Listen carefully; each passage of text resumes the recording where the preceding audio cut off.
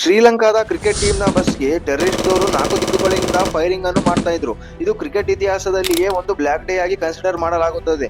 ಆ ದಿನ ಲಾಹೋರ್ದಲ್ಲಿ ಏನಾಯ್ತು ಅನ್ನೋದನ್ನ ಹೇಳ್ತಾ ಹೋಗ್ತೀನಿ. ಈ ವಿಡಿಯೋವನ್ನು ಕೊನೆ ತನಕ ನೋಡ್ತಾ ಇರಿ.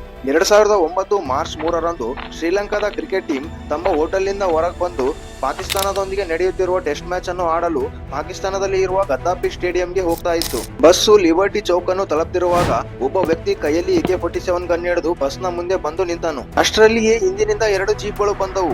ಅಲ್ಲಿದ್ದ ಜನರಿಗೆ ಏನಾಗ್ತಿದೆ ಎಂದು ಗೊತ್ತಾಗುವುದರಲ್ಲಿಯೇ 12 ಜನ ಟೆರರಿಸ್ಟ್ಗಳ ಗುಂಪು ಬಸ್ಸಿನ ಮೇಲೆ ಫೈರಿಂಗ್ ಅನ್ನು ಸ್ಟಾರ್ಟ್ ಮಾಡಿತು. ಆದರೂ ಬಸ್ ಮುಂದಕ್ಕೆ ಸಾಗ್ತಾ ಇತ್ತು. ಇದನ್ನು ತಡಿಬೇಕೆಂದು ಟೆರರಿಸ್ಟ್ ಅವರ ಗುಂಪು ರಾಕೆಟ್ ಲಾಂಚರ್ ಇಂದ ದಾಳಿ ಮಾಡಿದರು.